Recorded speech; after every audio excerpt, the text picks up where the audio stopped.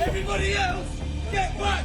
If you're not involved, move back! A deadly attack on a synagogue in Manchester, on the holiest day in the Jewish calendar. Manchester police are saying they are at the scene of a reported stabbing. There's someone in the crowd shouted, "He's got something on him." And as I turned round, he was literally stabbing at the synagogue window door trying to get in. Police shot dead the attacker, 35-year-old Jihad Al-Shamie. On behalf of the nation, I want to offer my condolences to the families and victims affected. Don't fight hatred with hatred. You don't fight violence with violence. A nation in shock, a community in fear. Obviously, a deep sense of sadness, given that people who I know have been murdered attending synagogue on the holiest day of the Jewish year.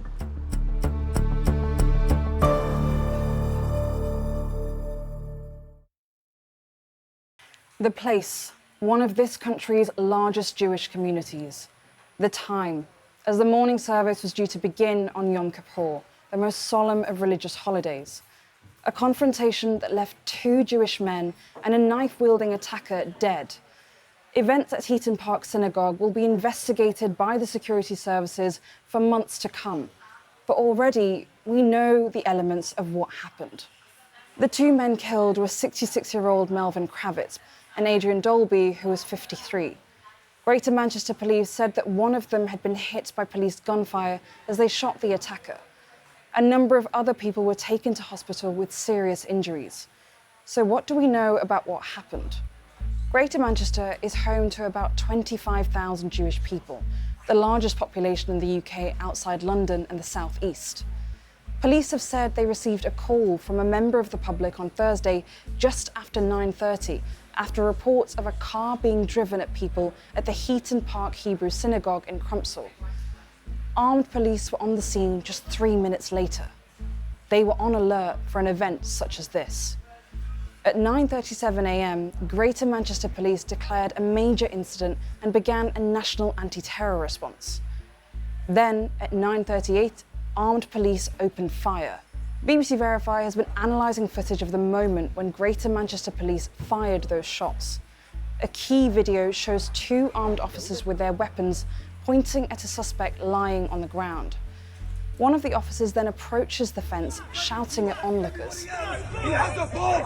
The video continues and shows a man wearing a kippah, a Jewish cap, lying in a pool of blood. We've heavily blurred this because it's too graphic. Seconds later, the man being watched by police attempts to get up. Sharp cracks ring out, and the man falls back to the ground. Eyewitnesses described how synagogue security staff stopped the attacker from getting inside the building. He was on the floor fighting for his life, and then literally someone in the crowd shouted, "He's got something on him." And as I turned round, he was literally stabbing at the synagogue window door trying to get in. Behind the closed doors of the temple, worshippers attempted to continue their services. The man who stopped the attacker by barricading the door was Rabbi Daniel Walker. I was looking out of the window in the door at the man trying to get in, and I saw evil and I saw hate, and we will not allow that to beat us. Because on your side of the door, you saw something else too, didn't you? What was that? Yes. I saw genuine heroism, I have to say, and people who ran to help others rather than running away. It was astonishing. Greater Manchester Police were on the scene at 9:34. Here's the force's chief constable, Sir Stephen Watson. At this time, we know that a car was driven directly at members of the public outside the Heaton Park Hebrew Congregation Synagogue on Middleton Road, Crumpsall, in Manchester. The driver of the car was seen then to attack people with a knife. He was wearing about his body a vest which had the appearance of an explosive device. There were a large number of worshippers attending the synagogue at the time of this attack, but thanks to the immediate bravery of security staff and the worshippers inside, as well as the fast response of the police, the attacker was prevented from gaining access. As you've heard, Sir Stephen said the attacker's belt appeared to be an explosive device. Later, they confirmed it wasn't viable. The man was named as 35-year-old Jihad Al-Shamie, a British citizen who'd come here from Syria. His father, Faraj Al-Shamie, issued a statement saying the news of the terror attack had been a profound shock to them. He added that his family strongly condemned the heinous act and expressed their deep sorrow for the victims and their families. Some people on the estate where the suspect lived described him as a weightlifter who never spoke to his neighbours. Simon Barlas is one of them. Well, I've seen him going to the shops across the road. I've seen him in his back garden using his weights, but that's about it. Knowing that a terrorist is living under my nose, you know, from here to that address, 2-minute walk, if that. And to have somebody like that living on my estate is scary, very scary. The Home Secretary Shabana Mahmood told the BBC that Jihad Al-Shamie was not on the counter-terrorism police radar. He came to this country as a small child, was naturalised as a British citizen when he was still a minor in the mid-2000s, around 2006. He was not known to counter-terror police. There had not been a prevent referral for him before. That is the information that we currently have that I can share. She also said she was disappointed pro-Palestinian protests went ahead on Thursday. The Home Secretary called for demonstrators to step back from planned marches. On Thursday, Prime Minister Sir Keir Starmer cut short a visit to Copenhagen and promised to do everything in his power to protect Jewish people. And he said Britain must defeat anti-Semitic hate. On behalf of our country, I express my solidarity, but also my sadness that you still have to live with these fears. Nobody should have to do that. Nobody.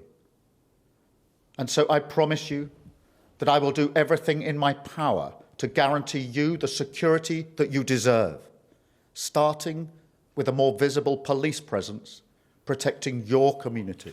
That was on the day of the attack. On Friday, the Prime Minister visited the synagogue and met with members of the emergency services. Sir Keir said he would ensure the Jewish community was safe and secure. There has been widespread condemnation of the attack. The UK's chief rabbi, Sir Ephraim Mervis, told us that there has been a growing rise in hatred against the Jewish community. Right now, our hearts are shattered. What transpired yesterday was an awful blow to us, something which actually we were fearing might happen, but it still came as a shock. It came as no surprise to anybody because of the build-up to this action. And this is a very dark time, not just for Jews of Britain, but for all of our society, because this wasn't merely an attack against Jews, it was an attack against the values of our society. Rafi Bloom, who sits on the board of the Jewish Representative Council of Greater Manchester, was on his way to the synagogue when the attack happened. He says the government needs to do more to keep people safe. We are fearful. British Jews are openly questioning whether we have a future in this country, whether my children and my grandchildren have a future in this country. We have been warning about this for 2 years. Our politicians say very nice words about increasing physical security at our synagogues and our communal institutions and our Jewish schools, but they have failed to act for 2 years on this hate that has been attacking the Jewish community. And if they mean what they say, that they are proud of our British Jewish community, then we need them to act. On Friday afternoon, hundreds gathered in Manchester to remember the victims of the attack. We know how you feel. I know how I feel. Religious and city leaders were joined by the Deputy Prime Minister David Lammy. They allowed it to work on the day. The children's school was closed today. You have allowed this to happen. As he was delivering his message of unity, Mr. Lammy was booed. Stand together today. We must stand in grief. It appears the heckles were for the government's decision to recognise a Palestinian state. The suffering caused by the attack in Manchester sadly isn't new, either to the city or the country as a whole. Perhaps what makes what happened in North Manchester different was its targeted nature against a religious minority at a place of worship. With conflict around the world and growing extremism online, it's easy to see why many people in the UK are saying they're becoming increasingly fearful.